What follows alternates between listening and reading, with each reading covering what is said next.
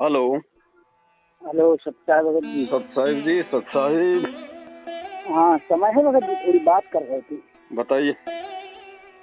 ये कह रहे थे भगत जी, जो 7, 8, 9 तारीख को जो इंदौर में जो वो भंडारो बता रहे जो अपने गुरु जी को कवि परमेश्वर परमात्मा, तो मतलब जो अपन से जुड़ा हुआ है कि ये मतलब जो मैनेजमेंट वाली कर रही है कि द्वारा है। अरे भगत जी, हम सच्चे लोगों के पास कहाँ इतना पैसा है जो हम दुनिया को देसी घी का भंडारा खिलाएंगे भगत जी। ये तो कंजूस लोगों के पास पैसा होता है, धनाढ़ लोगों के पास पैसा होता है भगत जी।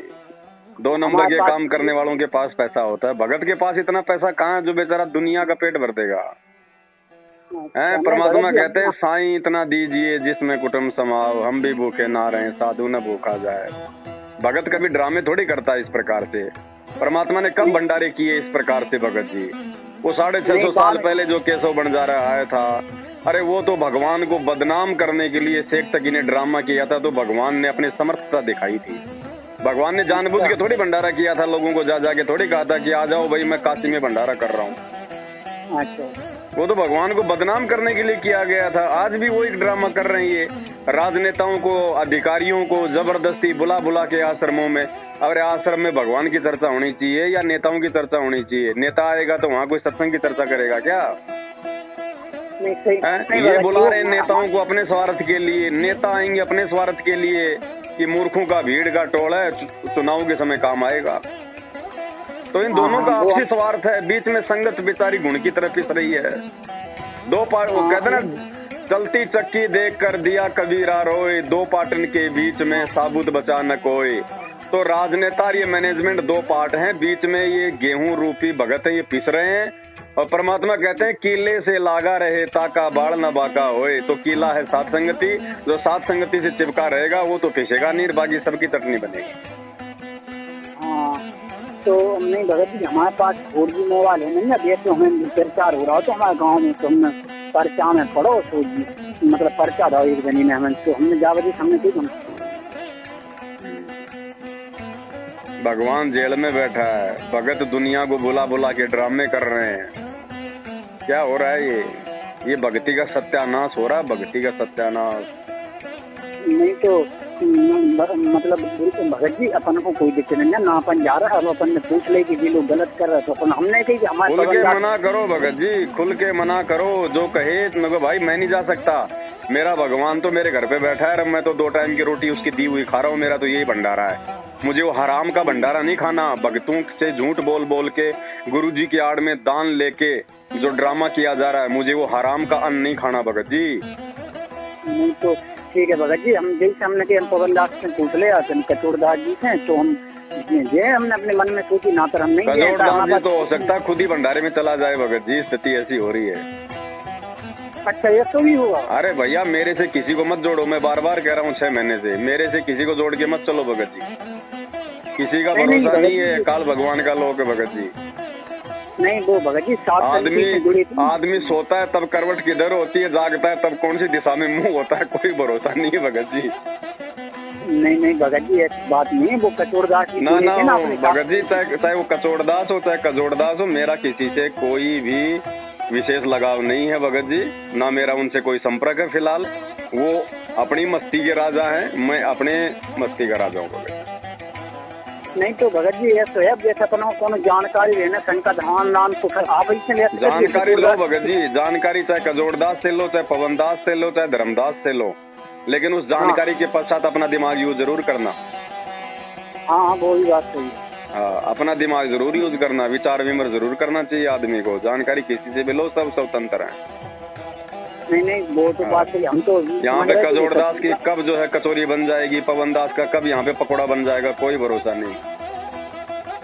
वो तो बात ठीक है, अंतिम निर्णय भगत ने स्वयं लेना पड़ेगा अपना।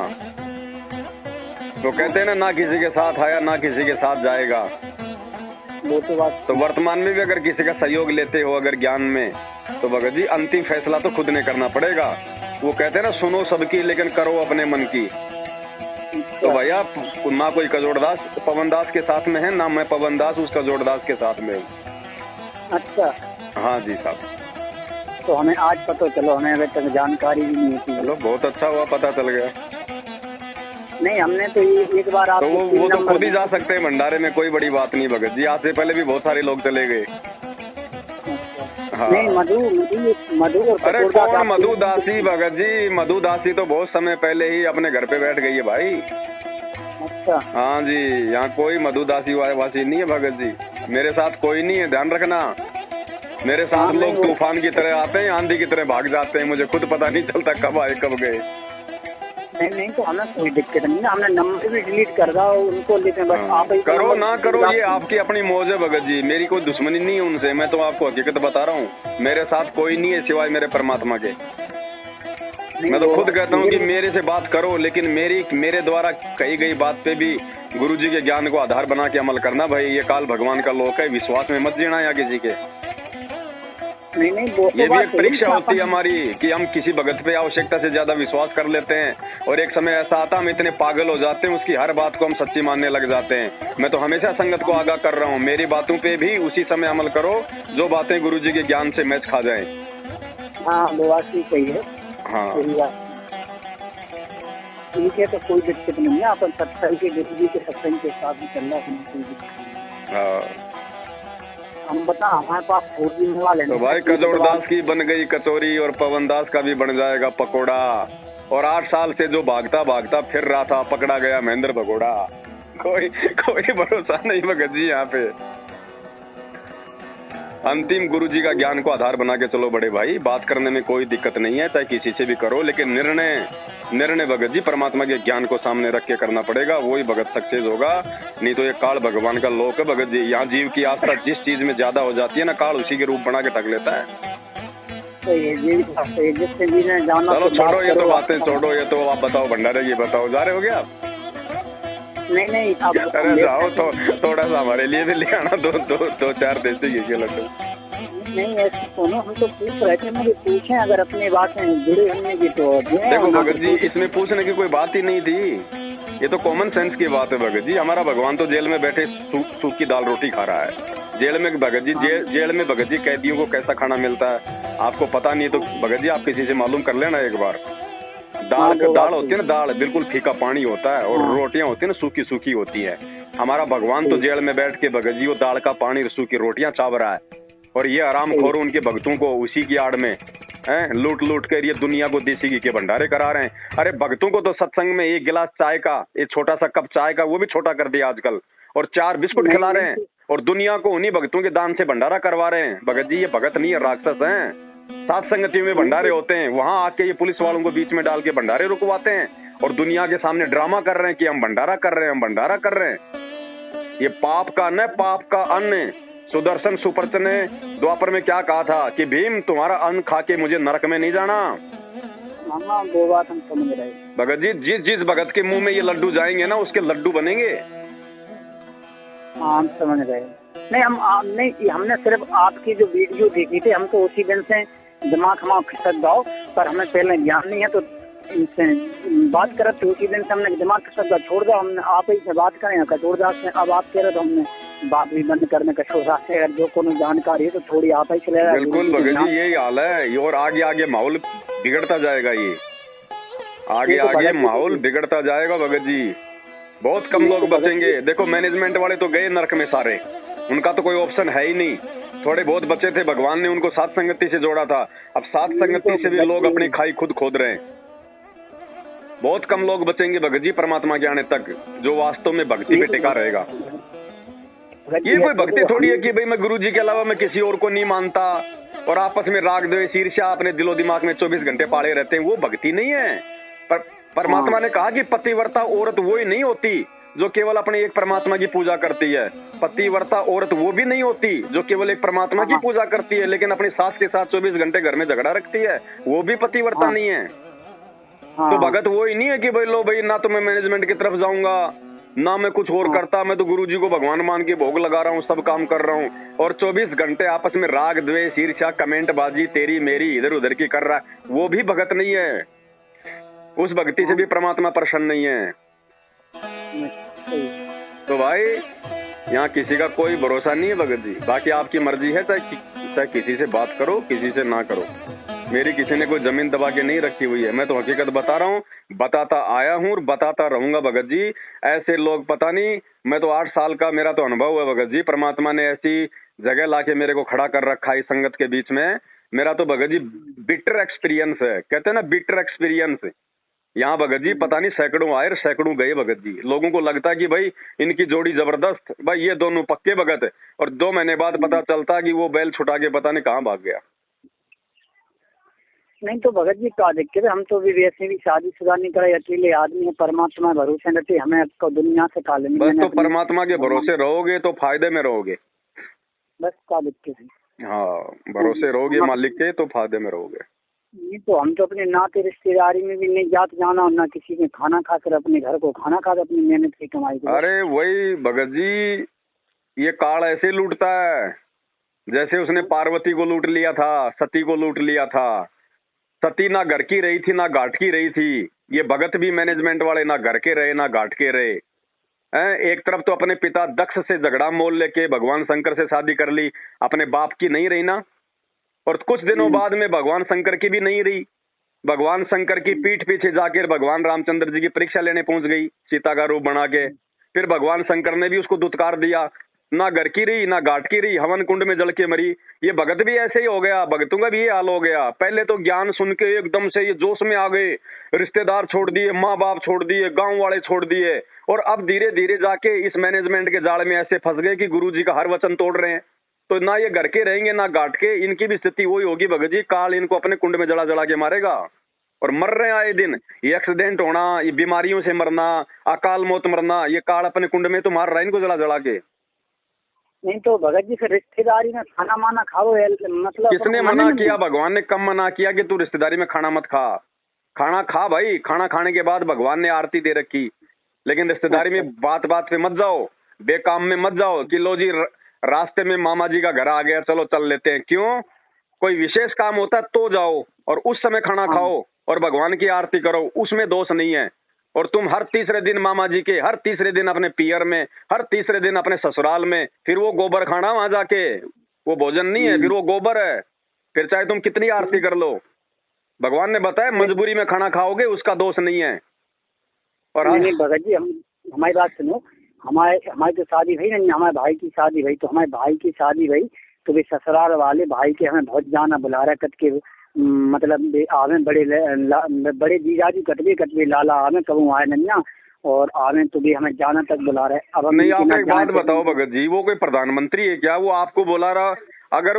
अगर उनको इतना प्यार उमड़ रहा है तो वो नहीं आ सकते आपसे मिलने? आप क्यों जा रहे हो मिलने के लिए? वो नहीं आ सकते क्या मिलने के लिए कि लो जी हम आपके घर पे आ रहे हैं आपसे मिलने के लिए? वो आपको क्यों बुला रहे हैं?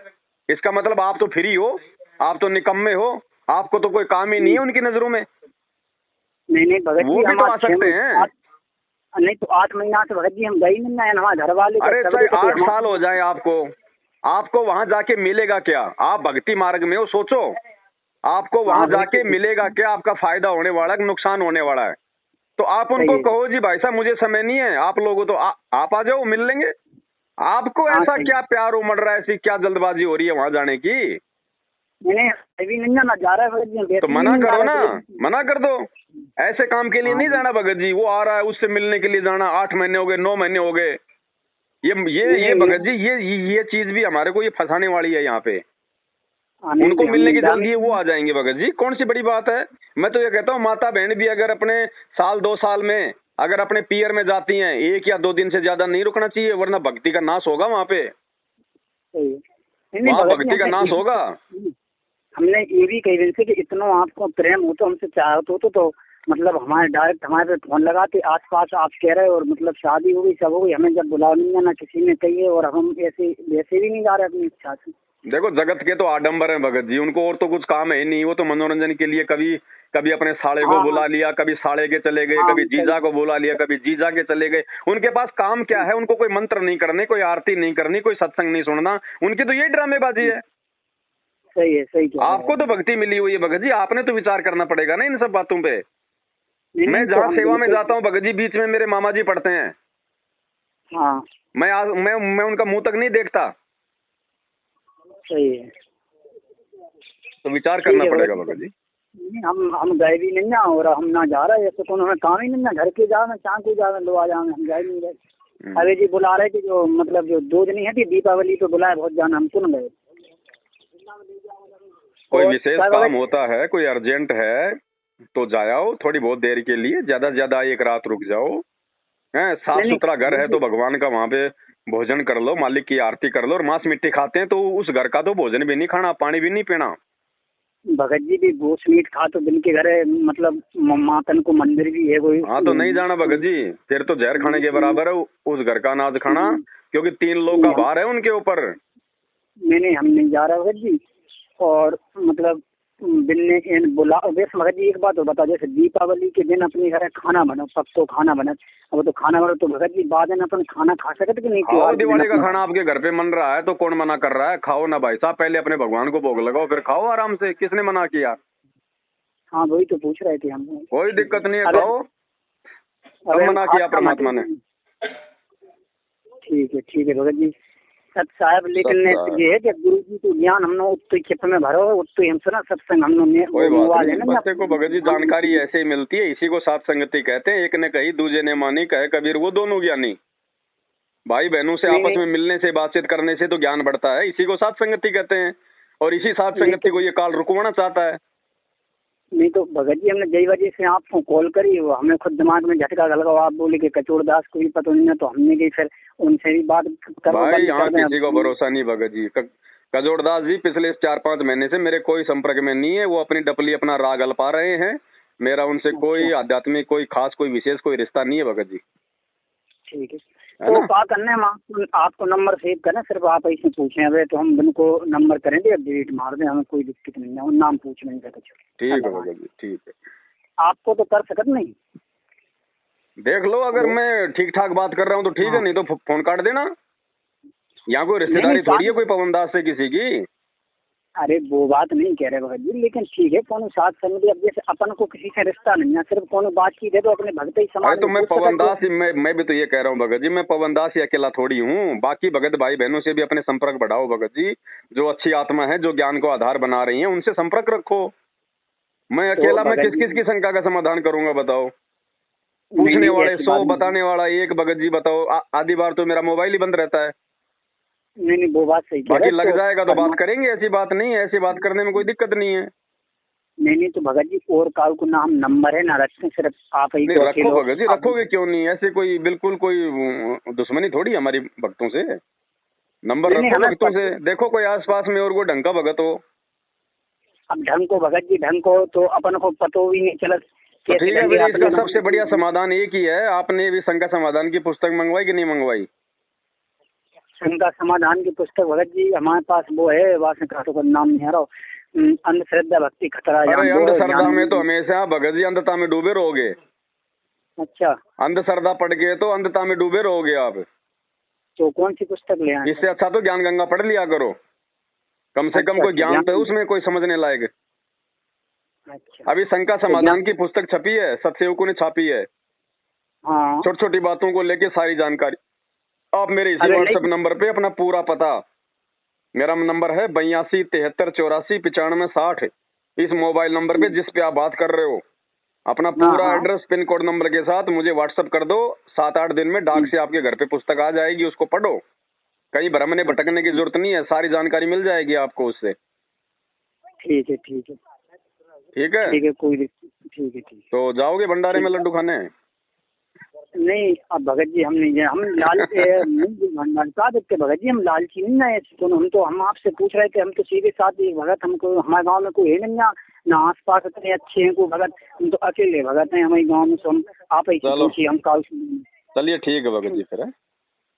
और जो भगत है हमारे आस पास उन्होंने वैक्सीन भी लगवाई, तो लगवाने दो भगत जी, सबको अपनी मन की पूरी करने दो। हमने तो वैक्सीन लगवाई नहीं थी भगत जी, हम तो नौकरी भी छोड़ के भगे आए थे बम्बई में करते, हम नौकरी भी नहीं। कोई बात नहीं, हम प्राइवेट नौकरी करते हैं। ठीक है, सब सॉरी।